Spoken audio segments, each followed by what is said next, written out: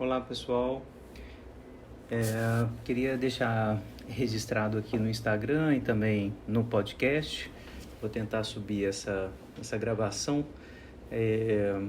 para a gente discutir ainda um tema que ficou gravado lá no meu canal no YouTube, mas queria deixar registrado aqui sobre os termos feminino e masculino a partir da psicanálise.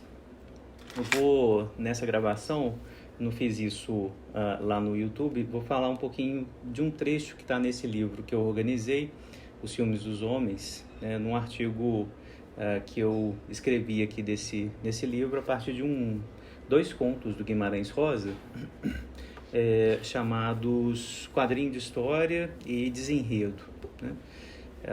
Então, queria falar um pouco a partir daquele meu incômodo, né? Eu acho que eu comecei aqui no Instagram, mas não deu para deixar registrado, então vou retomar o que me incomodou no último Dia das Mulheres e que tem me incomodado assim, né?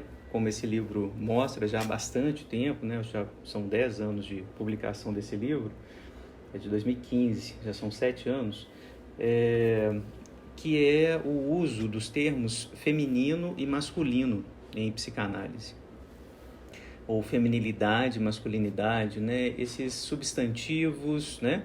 E adjetivos que decorrem, né? Dessa ideia geral, né? De masculino e feminino, né? No vídeo do YouTube, né, eu lembrava que a minha base filosófica, né, a partir de onde eu vou fazer essa crítica, ela decorre do Wittgenstein e do pragmatismo, né? Qual que é a lógica aqui do Wittgenstein? É dizer de jogos de linguagem. Então vamos passar rapidamente por isso, só para vocês entenderem minha crítica, e depois eu entro com o Laplanche, né, porque vai ser uma crítica ao uso desses termos tanto a partir do Laplanche quanto a partir do Wittgenstein. Então, o Wittgenstein é um filósofo muito, muito importante, eu gosto muito, né? Trabalhei muito com ele no mestrado, né? Sempre leio e retomo a obra dele. Num livro chamado As Investigações Filosóficas, ele introduz a noção de jogos de linguagem, né? Com essa noção, ele quer mostrar que alguns operadores linguísticos, eles são utilizados num determinado jogo e muitas vezes a gente pega esse jogo, nessas peças desse jogo, e quer jogar outro jogo, né? Isso é o que me parece acontecer com os usos dos termos feminino, masculino, feminilidade e masculinidade, né? Você tem, por exemplo, um jogo de linguagem, né, que a gente consegue dizer da xícara, né, como um substantivo, né, e imediatamente a gente pensa num jogo de linguagem como todas as xícaras. A gente fabrica um universal, né? Esse universal, né, todas as xícaras, né, que poderia dar uma ideia, né, de uma ideia geral, um tipo ideal de xícara, uma xiquereidade, né? Isso vai existir como uma decorrência efetiva desse jogo específico, né? Então, a gente pega um substantivo, né, e transforma, né, esse substantivo num substantivo adjetivado, por assim dizer, ou um adjetivo substantivado, né? A xiquereidade, né, uma essência de todas as xícaras, a ideia geral de todas as xícaras, né? Essa ideia ela é útil do ponto de vista pragmático, né, para dizer, a gente tem um conceito ideal, né? E esse conceito ideal serve, por exemplo, para a gente identificar se um objeto é ou não uma xícara, né? Eu não diria que isso aqui é uma xícara, por exemplo, né? Isso não parece, porque não tem, né, a função da xícara, etc, né? Ora, até aqui esse jogo de linguagem é útil, né? Eu insisto nessa questão da utilidade do ponto de vista pragmático, né? O problema é quando a gente pega essas peças desse tipo de jogo e tenta jogar, por exemplo, nesse tipo de conceito, masculino, feminino, que decorre de onde? Existem todos os homens, existem todas as mulheres, né? Há algo em comum, né, em todos os homens, e eu vou chamar esse algo em comum de masculino ou masculinidade, né? E aí eu transformo esse conceito, né, num tipo ideal também, e eu tento aplicar esse tipo ideal a todos os homens, né? Então eu vou lá, então ele é homem, então se tem uma confusão aqui já, né, de início entre sexo e gênero, né? Ele é homem, logo, né, ele é masculino, ele deve ser masculino, portanto, o masculino tem essa e essas características. A masculinidade, né, de novo, adjetivo substantivado, substantivo adjetivado, passa a ser uma essência, né, que fica, portanto, registrada como uma essência de todo homem, que todo homem deveria ter, né? Esse tipo de jogo de linguagem é evidentemente um equívoco, né? Porque é uma construção social, né? Do que é ser homem, do que é ser mulher, é uma construção política, né? Evidentemente uma construção política que mudou, né, visivelmente, né, de forma muito evidente ao longo da nossa história, do que é ser mulher, do que é ser homem, né? Os próprios conceitos, aliás, né, de homem, mulher, também são operadores conceituais desse tipo, idealizante, que tendem a colocar um certo tipo de universal, né? Sob, né, um determinado guarda-chuva, singularidades muito diferentes, muito díspares, muito múltiplas, e a gente quer colocar sob o mesmo guarda-chuva a partir desse substantivo que ganha, né, um caráter hiperidealizante, certo? Então, não caberia falar em psicanálise, principalmente a partir da psicanálise, usando essas categorias, né? Já que a psicanálise é a primeira, né, uma das primeiras grandes teorias das ciências humanas que vai apontar para a singularidade. Cada um é homem à sua maneira. Aliás, quando a gente diz isso, aponta para a singularidade, a gente acaba desconstruindo a própria ideia de homem masculino, feminino, mulher, né? E a gente vai operando para um outro conceito paradoxal, que é sujeito, né? Que não tem mais esses predicativos, porque a gente aprende que esses predicativos eles são decorrentes do recalcamento secundário, das repressões, ou seja, de códigos que vão dando formato para esse sujeito a partir da sua história libidinal. Ele não tem uma essência, né, determinada pelo sexo, por exemplo, né, determinada pela raça, pela cor, né, da pele, pelo formato do corpo, porque esse sujeito ele vai se fazer ao longo das suas relações libidinais, né? Então não caberia em psicanálise, né, substancializar ou participar dessa substancialização do que é o masculino, o feminino. Quando a gente continua, né, a usar esses termos em psicanálise, masculino e feminino, a gente contribui para isso que eu tenho chamado, né, desde 2015 aqui nesse texto, para uma dobra ideológica, né? O que é essa dobra ideológica? Né? A ideologia, ele é um conjunto de crenças, ela é um conjunto de crenças, estou aqui com Marx, né? Pensando com Marx no que é ideologia, ela é um conjunto de crenças, né, que serve para escamotear as relações de poder, né? Serve para justificar determinadas relações de poder. Então, ideologia é um conjunto de crenças do qual a gente não pode escapar, de estar sempre imersos, né, em ideologias, ou seja, discursos que justificam, escamoteiam, escondem, né, produzem álibis de todo tipo para manter determinadas relações de poder, né? Então, por exemplo, a divisão dos humanos entre masculino e feminino faz parte, né, de todo o arcabouço ideológico, religioso, inclusive, né, que serviu para organizar, né, para manter relações de poder específicas a partir desses operadores ideológicos, desses operadores políticos, né, que é, por exemplo, a distinção de gênero, certo? A psicanálise ela não pode contribuir para esse jogo. Ela vai ser uma das primeiras a dizer: será que essas categorias são tão distinguíveis assim? Elas são tão distintas umas das outras? Será que essas caixinhas têm uma garantia biológica, uma garantia tão poderosa assim, como a religião vai dizer que tem? Ela está garantida, por exemplo, pelo sexo? Será que o próprio sexo ela está garantida na própria anatomia, na natureza humana? Ela determina uma essência humana, né? Esse tipo de questionamento que está presente no próprio Freud, né, encaminha para uma desconstrução radical desse tipo de construto, né, idealizante, tipo ideal, como se fosse um tipo ideal, né, como essas essências, né, masculino, feminino, feminilidade, masculinidade. Tá? Então, meu convite é para a gente desconstruir essa ideia. Na página 69 desse livro, ele está à venda online na Amazon.com por, sei lá, R$3, R$4. Os Ciúmes dos Homens, editado aqui pela KBR. E aí no meu texto, na página 69 da edição impressa, mas se vocês comprarem online, é só procurar a seção do meu texto chamada Notas sobre Ciúme, Passividade e Feminilidade. Nessa nota, né, eu cito uma passagem do Freud, só para vocês verem como que isso já está presente no Freud, no texto A Pulsão e Seus Destinos. Olhem o que o Freud diz. O eu sujeito é passivo em relação aos estímulos externos e ativo por meio de suas próprias pulsões.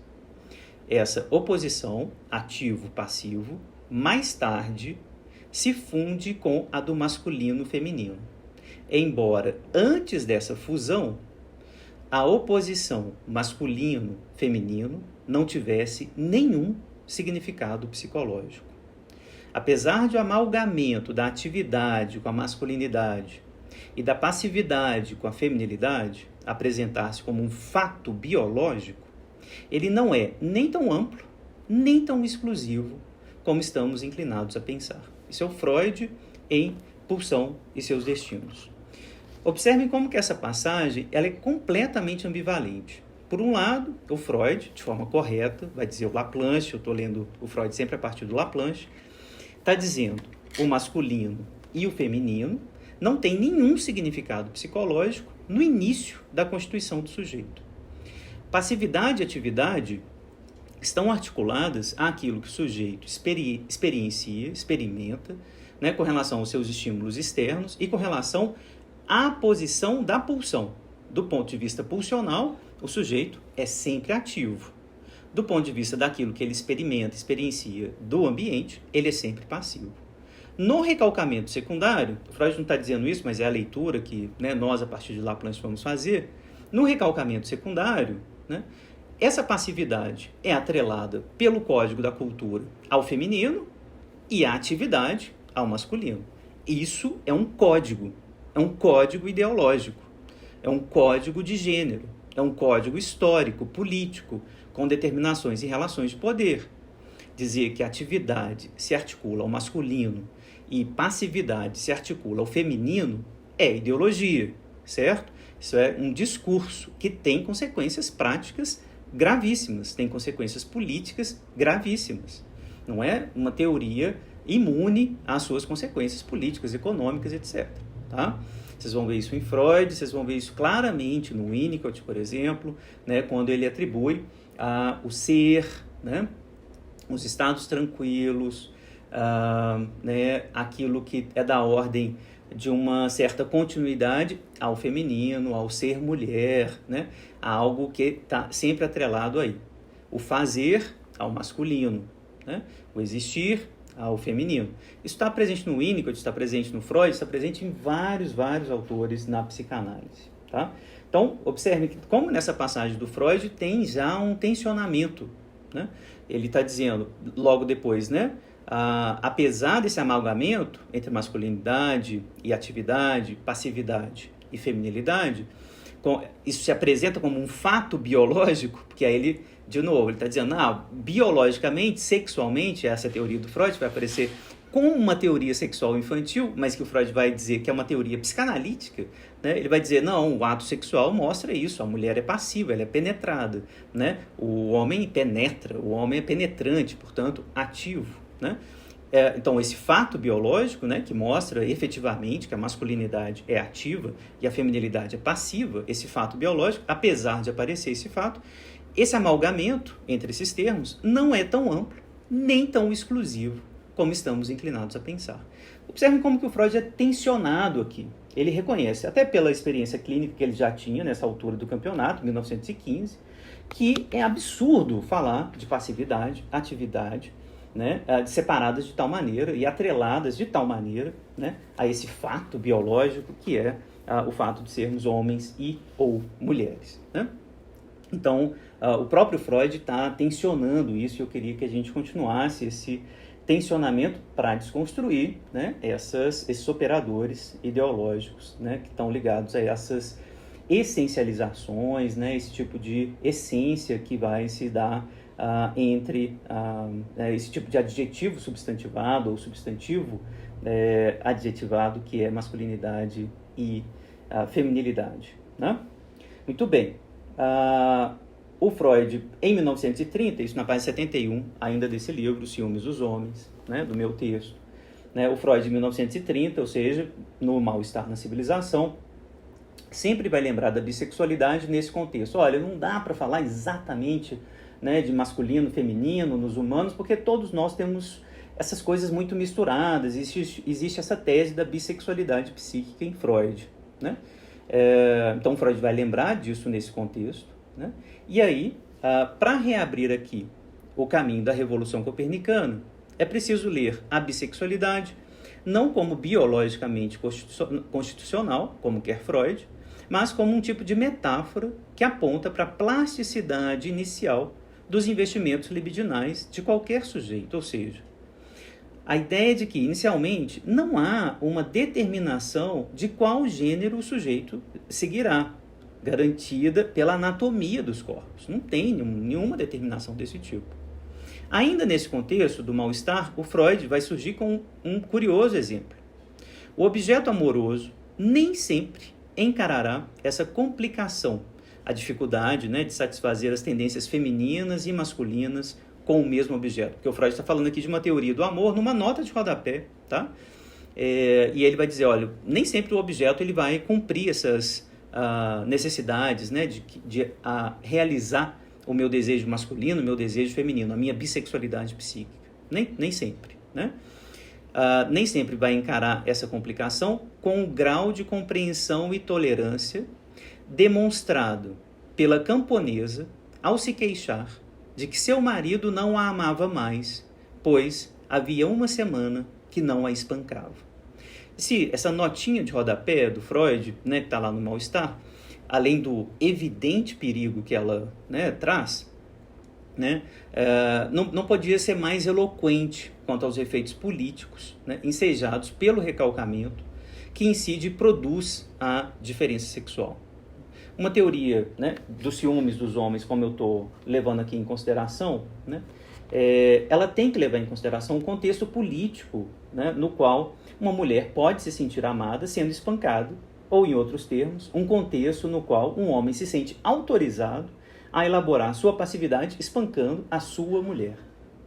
Então, a gente precisa desconstruir, esse é o meu convite, então fica o meu convite para vocês lerem o texto aqui como um todo, né, e os outros artigos desse livro sobre os ciúmes dos homens, né, para pensar, né, eu falo isso em outros artigos que eu escrevo com vários colegas aqui, né, nesse livro, para pensar nesses termos feminino e masculino, tá? Então, a gente tem uma série de usos, né, que eu gostaria de criticar, retomar com vocês, se vale a pena a gente continuar a usar esses termos, masculino, feminino, em psicanálise. Quais são as consequências do uso, né, desses termos do ponto de vista clínico, né? Acreditar ainda, né, nessa lógica de que há um tipo de essência, né, em homens e mulheres, né, com relação a um gênero que é evidentemente construído socialmente, né? Um último argumento, né, eu falo um pouco mais do vídeo que já está lá no YouTube, né, não vou retomar tudo aqui, mas queria deixar isso bem explicitado, tanto aqui no Instagram quanto no podcast. Um último argumento é que esse tipo de conceito, né, que vai produzir um certo tipo de essência, tipo ideal, masculinidade, feminilidade, feminino, masculino, é exatamente um tipo de conceito que faz o Freud expulsar o Jung, ser expulso do movimento psicanalítico, tá? Vocês sabem, o Jung vai propor, né, um tipo de arquétipo, um tipo de universal ligado, por exemplo, ao masculino e feminino. Ânimo, animas, ânima, né? Anima, animus, né? E esse universal é um arquétipo, né, que, como todo arquétipo, existe de forma ahistórica, né, de maneira a não ser influenciada pela história de cada sujeito, porque isso é parte do arsenal, né, de elementos que existem no inconsciente coletivo. Quando Jung começa a aparecer com esse tipo de conceito, o Freud vai dizer, olha, isso não é psicanálise, isso é psicologia analítica, dê o nome que você quiser, isso não é psicanálise, né? Trabalhar com universais desse tipo, né?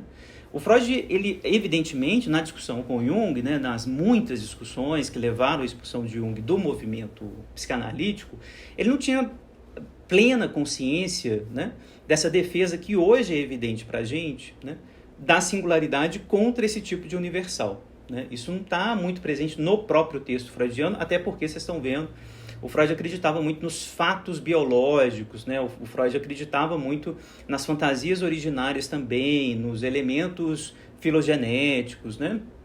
Ele tinha uma concepção claramente heteronormativa da constituição dos gêneros. Então, assim, isso era muito evidente no Freud, né? Isso não, né? O Freud ele não estava pensando ainda de maneira radicalmente historicista, como a gente está né, acostumado a ler ele hoje, né? Hoje é fácil ler o Freud a partir dessa perspectiva, 100 anos depois, mas o próprio Freud ainda não estava claro quais são os elementos dele. Mas não deixa de ser muito interessante pensar nas razões pelas quais o Jung é expulso. Uma delas é exatamente essa insistência do Jung na conceituação religiosa dos conceitos, dessas noções que vão ser utilizadas na psicologia clínica. Por exemplo, essa ideia de masculino e feminino, né? Que é evidentemente uma construção histórica. Isso Freud já estava sacando, olha, não dá para distinguir isso na clínica, essas coisas se misturam, não tem jeito, vamos falar da bissexualidade psíquica, o tempo todo ele está dizendo isso, né? Essa passagem, né, que eu acabei de ler, da pulsão e seus destinos, né, na qual ele está dizendo, olha, o que vem antes é atividade e passividade, ou seja, algo quase sem predicativo, né? Isso é prioritário. Depois isso ganha uma tradução. Isso ganha uma tradução depois. Tradução, leiam aqui com Laplanche, é recalcamento, né? Ganha uma tradução em masculino e feminino, beleza, né? Que a nossa cultura atrele esses termos, feminilidade, passividade, masculinidade, atividade, que a nossa cultura faça isso, isso é de uma evidência, né, colossal. Beleza, nenhum problema. A grande questão é dizer que isso é psicanalítico, né? Que isso é um conceito psicanalítico, que isso é teoria psicanalítica. Não, isso não é teoria psicanalítica. A teoria psicanalítica é justamente a desconstrução desse código narrativo pró-recalcamento que atrela esses termos, né? Que serve para recalcar o dispersivo da pulsão sexual, o dispersivo da pulsão sexual de morte. Então, último ponto, para o Laplanche, e aí eu recomendo muitíssimo, né, o artigo dele que está no último livro publicado por ele, O Sexual, né, o artigo, dois artigos, na verdade, vou pegar esse livro aqui.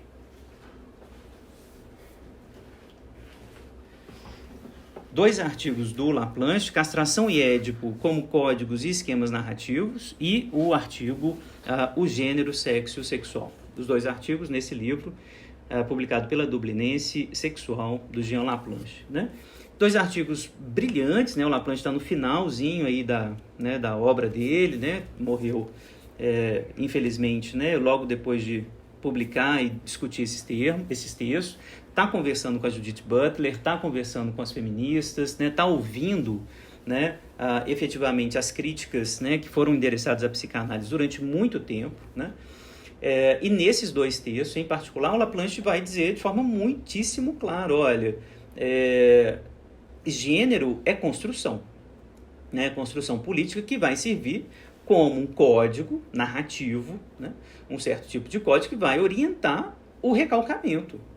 E essa tradução, né, da atividade, passividade, do pulsional, do múltiplo pulsional ligado à sexualidade infantil, essa tradução sempre vai deixar resto, sempre vai deixar aquilo que é da ordem efetivamente do pulsional para o sujeito, né? Por isso que essa coisa nunca encaixa direitinho. Ser homem, ser mulher, ser bissexual, ser heterossexual, gênero, orientação sexual e sexo, né? Nunca são encaixadinhos como querem essas teorias religiosas que essencializaram, né, essas posições. Ser homem, ser mulher, ser homossexual, ser heterossexual, ser feminino, ser masculino.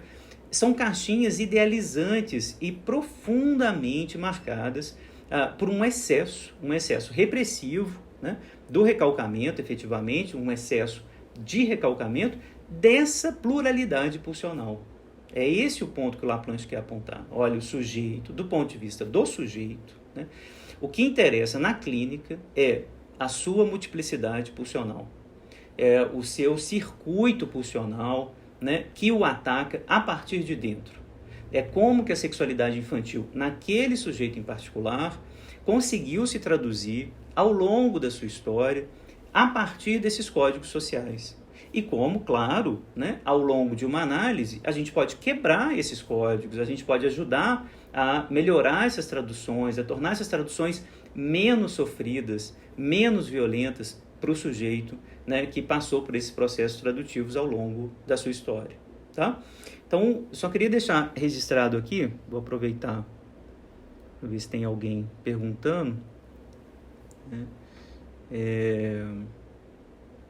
Isso o Breno colocou aqui, né, que as funções e seus destinos é possível interpretar para além da metáfora biologicista freudiana, um apontamento quanto ao alvo e ao objetivo da pulsão e sua plasticidade. Perfeito, né? Essa ideia de que a ideia de pulsão, se recuperada a partir disso, né, a partir da sua plasticidade, a partir da contingência do seu objeto, né, isso também é uma aula com relação à contingência, precariedade, né, desse tipo de conceito que tenta universalizar posições sexuais, ou de gênero, ou de orientação sexual, no campo do humano, né? Freud está o tempo todo apontando, né, boa parte da obra dele está apontando para essa contingência do objeto da pulsão, né? Isso é histórico, isso muda ao longo do tempo. Então, qual o sentido de falar de feminino, feminilidade, né? Masculino, masculinidade em psicanálise? Se o objetivo, na verdade, é desconstruir esses conceitos, né? Se o objetivo é mostrar que esses conceitos, na verdade, devem ser estudados para que a gente possa mostrar a característica que eles têm, ou qual seja, de recalcamento, de um código que visa o apagamento da sexualidade infantil, o apagamento da diferença, do devir outro, da pulsão, do múltiplo, que é o pulsional, das possibilidades infinitas de tradução da sexualidade infantil em cada um de nós ao longo da história da humanidade. Não tem um feminino transhistórico, ahistórico, não tem um arquétipo do que é o feminino.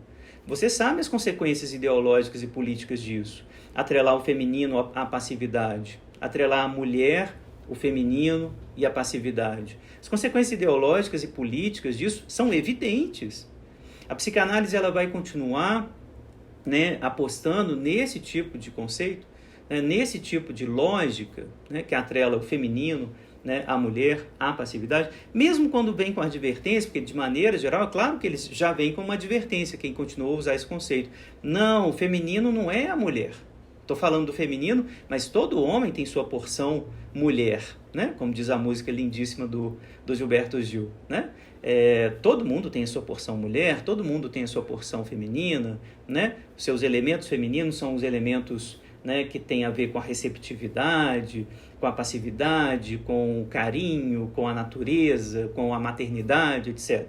A gente sabe quais são as consequências políticas disso, né?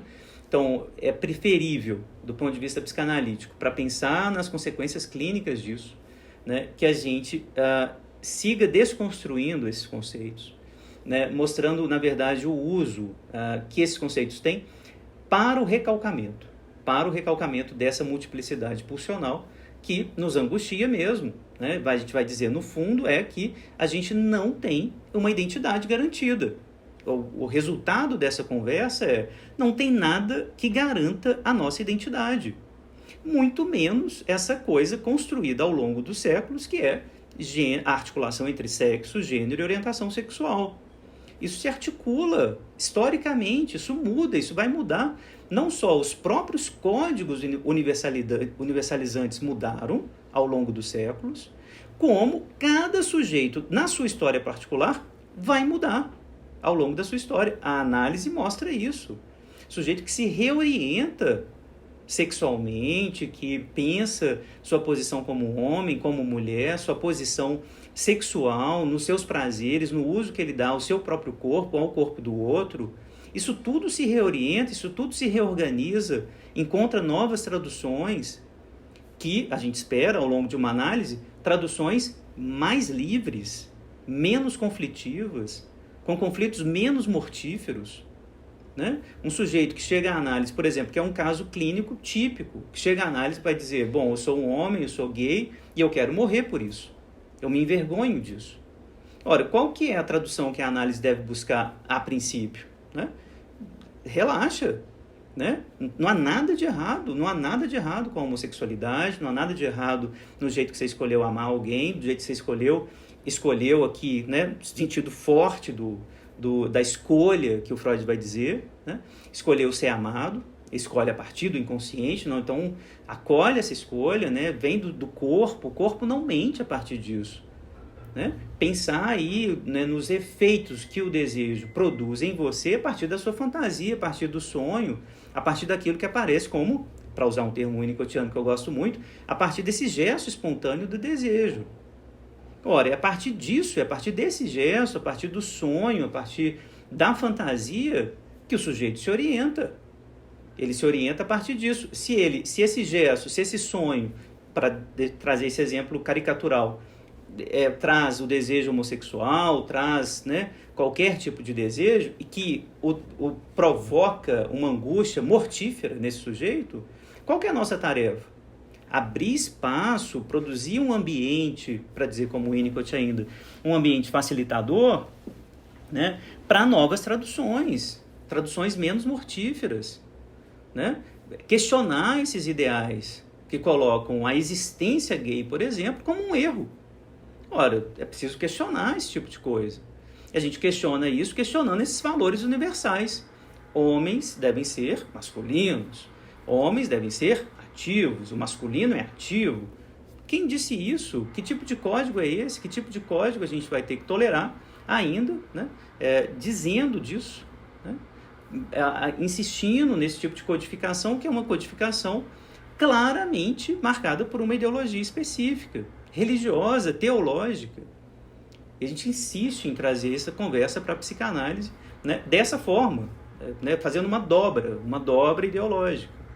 Então, é muito, muito importante a gente, né, pensar nos efeitos clínicos disso. Quando uma mulher, por exemplo, né, insiste, né, na feminilidade como passividade, porque o código, né, cultural que fabrica, né, a subjetivação, né, de muitas mulheres, faz esse convite, faz essa injunção, essa imposição da feminilidade, do ser mulher, como sendo passiva. Não posso, né, ser ativo, eu não posso, né, nem agir, né, do ponto de vista do trabalho, nem do ponto de vista do amor, de maneira ativa, porque eu me envergonho, eu me inibo, né, eu abro mão daquilo que eu sou, porque eu não posso realizar o meu desejo. Tá? Então, essas são apenas algumas implicações clínicas imediatas que eu queria colocar para a gente entender que essa discussão não é uma discussão meramente filosófica. Tá? Além de ser um erro filosófico, como eu espero ter mostrado, né, com o Wittgenstein, é um erro clássico, né, que o Wittgenstein vai apontar, é um erro, né, teórico importante, né, que a gente tem que corrigir em alguns textos, né, em alguns movimentos psicanalíticos que insistem nesse uso um tanto arquetípico, né, dessas noções de feminino, masculino, feminilidade, masculinidade. Tá? Vamos pensar no singular, na força do singular, vamos pensar na força histórica desses códigos, né, enquanto força de recalcamento contra o múltiplo, o mortífero, o devir outro, né, que é ensejado sempre pelo inconsciente, pelos restos não traduzidos, né, das excitações provenientes da situação originária, que é sempre uma situação histórica, situação libidinal histórica, situado politicamente, historicamente, né, na vida de um sujeito particular, um sujeito singular, que vai traduzir esses códigos à sua maneira, que vai sempre deixar restos, que vai sempre contrapor, né, a partir da sua história, algo, né, a esses códigos, vai contrapor algo aí, vai produzir uma singularidade, e é essa singularidade, né, o exercício dela, é que vai produzir esse múltiplo que interessa a psicanálise. É esse paradoxo que interessa a gente. O conjunto de singularidades que produz o múltiplo. Não é para trazer esse múltiplo e colocar todo sobre um guarda-chuva arquetípico, né? De novo, produzir um arquétipo, de novo, produzir uma essência, de novo, né? Que a psicanálise está custando a quebrar. Então, atenção ao uso, né, do feminino, masculino. Eu queria que vocês tivessem bastante atenção a esse uso. Né? Pensem aí, nesse momento histórico da psicanálise tão importante que foi a expulsão do Jung, né, do movimento, se isso, né, tá ligado, por exemplo, a esse efeito, né, epistemológico que noções como arquétipo produzem. Né? Quais são esses efeitos? E é isso que eu quero que vocês se questionem. Quais os efeitos epistemológicos, políticos e clínicos dessa construção de conceitos como arquétipo? Né? Pensar nesse tipo de conceito, o tipo de conceito. Um ideal, um conceito ideal que produz um tipo de essência ahistórica. Né? Esse conceito é psicanalítico? Ele faz sentido do ponto de vista freudiano, da epistemologia freudiana? Ele se articula em que medida, né, a isso que o Laplanche vai chamar de uma exigência da Revolução Copernicana estabelecida por Freud, né, que diz que o sujeito é efetivamente, né, em seu centro, um centro sempre descentrado, né, e descentralizante, em seu centro, descentralizado e descentralizante, pura pulsão, pura dispersão pulsional.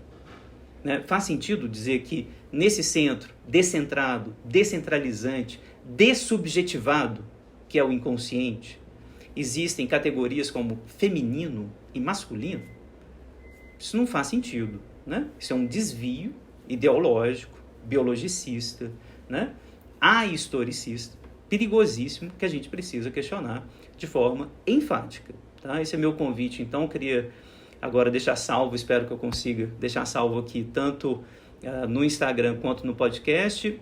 Para vocês que me acompanham no canal, queria agradecer, lembrar, né, que esse canal, podcast, aqui no Instagram também, estou tentando, né, passar essa discussão, que são as conversas virtuais sobre a psicanálise, que são o meu projeto de pesquisa na UFMG, né?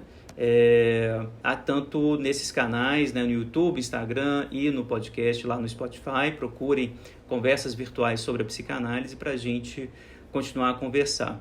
Uma discussão aqui, Romário. Ei, Romário, me parece uma discussão muito importante com além da psicanálise. É preciso conversar com a sociologia nessa discussão. Sem dúvida, sem dúvida.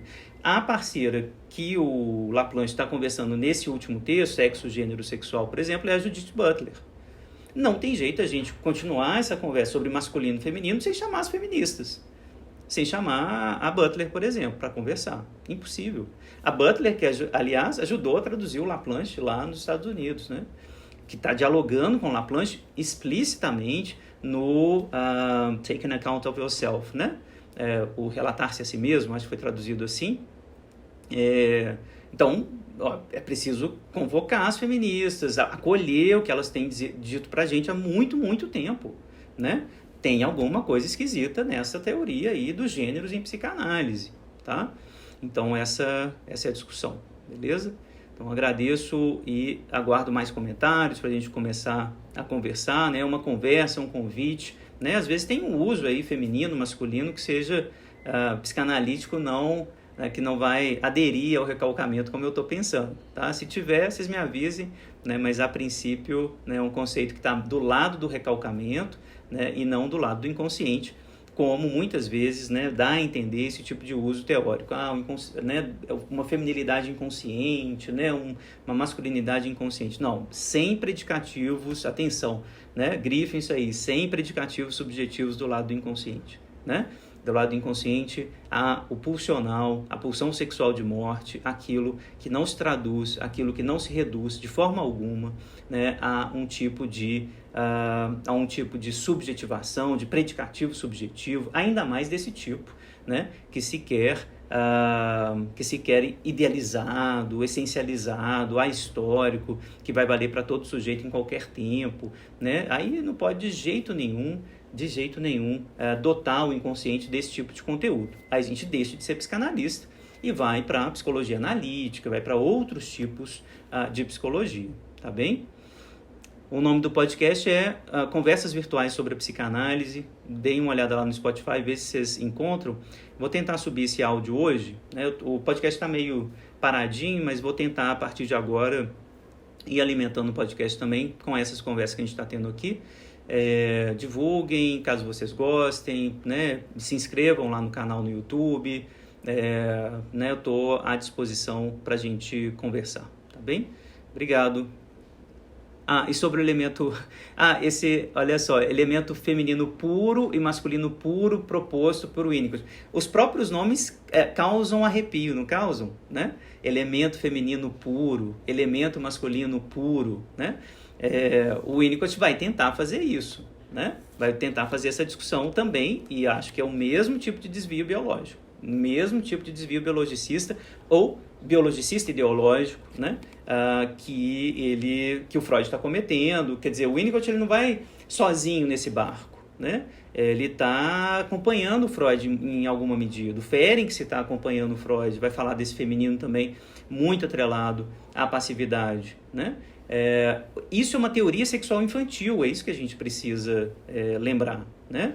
Isso não é psicanálise, isso é uma teoria sexual infantil, né?